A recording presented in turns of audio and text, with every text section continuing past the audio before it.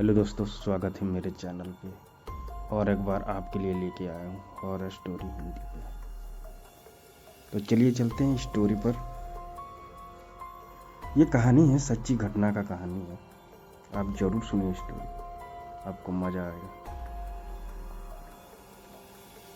यह एक सत्य और आंखों देखी घटना है। हमारा गांव गोड़ा जिले में पड़ता है। यह उस उम्र की बात है जब गांव में 18-19 साल की उम्र से लड़कों शादी हो जाती है। उनमें से एक मेरा दोस्त रमाकांत भी है। उसकी शादी 3 साल पहले हो चुकी थी और अब उसका गोना भी आ गया था। उसकी बीवी बहुत निडर थी। उसको मैं निडर इसलिए बता रहा हूँ कि उसकी निडरता एक दिन बहुत भारी पड़ गई। 3 साल पहले गांव की अधिक औरत सुबह सुबह उठकर लोटा लेकर नृत्य किया के लिए गई खेत में, तो कोई खुले मैदान में जाती थी। वो भी जब गांव के पुरुष लोग सो रहे थे तभी जाते थे। कुछ दिन बीत गया तो अब रमाकांत को एक सुंदर सी बेटी हुई। बेटी अभी 8 महीने की थी। उस समय उसकी बीवी सुबह सुबह अकेले उठकर खेत में चली गई और अपने सासू माँ को या फिर अपनी जेठानी को भी नहीं जगाया। वह अकेले ही चली गई क्योंकि वह तो बहुत निडर थी। लेकिन उस समय वह ना तो हाथ में चाकू और ना तो हाथ में माचिस लिया। जिस घर को बच्चा पैदा होता है उसके 1 साल तक उस घर की औरत को बाहर अकेले नहीं भेजा जाता था। वह भी सुबह सुबह बिना किसी को साथ लिए, क्योंकि उस औरत पे भूत प्रेत इन लोगों का साया जल्दी पड़ता था। लेकिन वह अकेले ही गई। तभी वहाँ बेल का पेड़ लगा था। उस पर एक चुड़ैल घूम रही थी जो उसके साथ नहीं आना चाहती थी, लेकिन फिर भी वो आ गई।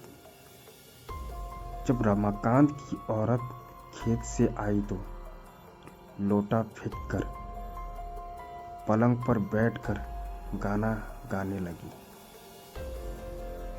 बगल में ही खाट पर लेटे हुए उसकी बच्ची जोर जोर से रो रही थी, लेकिन वो गाना में व्यस्त थी, इसीलिए उसे सुनाई नहीं दिया।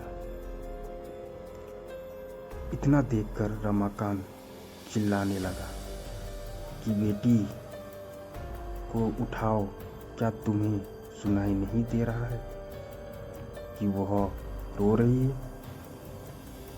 फिर बीबी ने जवाब नहीं दिया। तब तक रमाकांत भाभी आ गई और वह समझाई गई कि वह कौन है, और रमाकांत को इशारा किया कि जाओ दादाजी को बुला लाओ।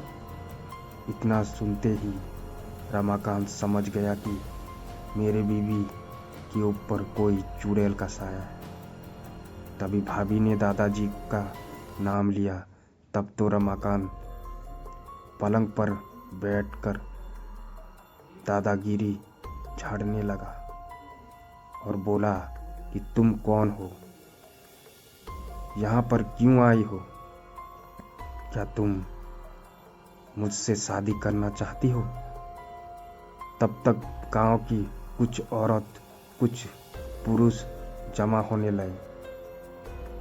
चुड़ैल ने कहा कि मुझसे तुम्हें क्यों दिलचस्पी हो रही है?